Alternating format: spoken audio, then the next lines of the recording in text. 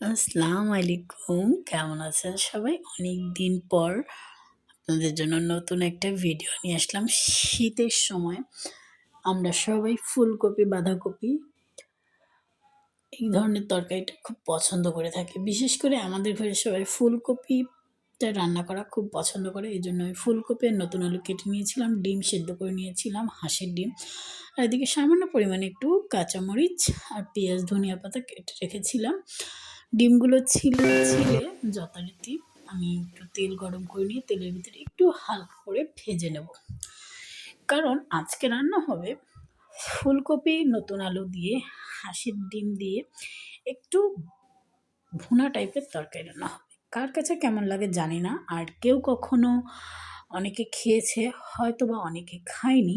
যাই হোক, আমি এদিকে ডিমটা ভাজতে ভাজতে পেঁয়াজ বাটা, আর একটু রসুন বাটা, তারপরে হচ্ছে একটু আদা বাটা, একটু মরিচ বাটা, আর তার সঙ্গে একটু হলুদের গুঁড়া, একটু জিরার গুঁড়া, আর সামান্য পরিমাণে একটু যতটুক লাগে লবণ আর কি, এটুকু লবণ আমি একসাথে মিক্সড করে নিয়েছিলাম। মিক্সড করে তারপরে হচ্ছে, কারণ শুকনা মশলা অনেক সময় তেলের ভিতরে ছেড়ে দিলে তেলটা ছিটে ওঠে, এই কারণে এটা রেডি করে রেখেছিলাম। এদিকে আমি ডিমগুলো ভেজে তুলে নিয়েছি, নিয়ে ওই একই তেলের ভিতরে একটু পেঁয়াজগুলো ছেড়ে দিলাম, পেঁয়াজ কুচিগুলো।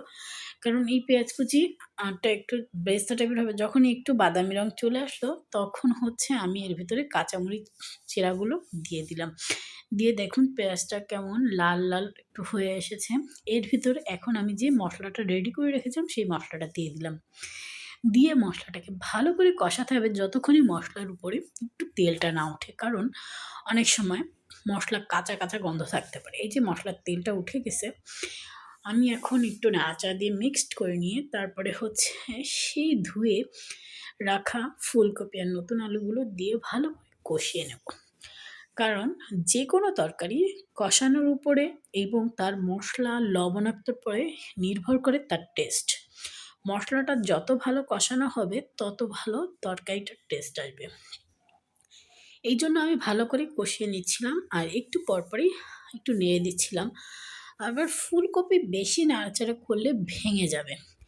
আমি এই যে ফুলকপিটা কষানো হয়ে গেছিলো, কষানো হয়ে যাওয়ার পর ঝোলের পানিটা দিয়ে তারপর ডিমগুলো দিয়ে দিয়েছিলাম আর কেটে রাখা ধনিয়া পাতা দিয়ে দিয়েছিলাম। তারপরে হচ্ছে এই যে নামিয়ে নিয়েছি আমাদের আজকের ফুলকপি আর হাঁসের ডিমের ভুনার রেসিপি। ঝোলটাও দেখতে পাচ্ছেন আমি কেমন রেখেছি। আজকের ভিডিও এই পর্যন্ত। আল্লাহ হাফেজ।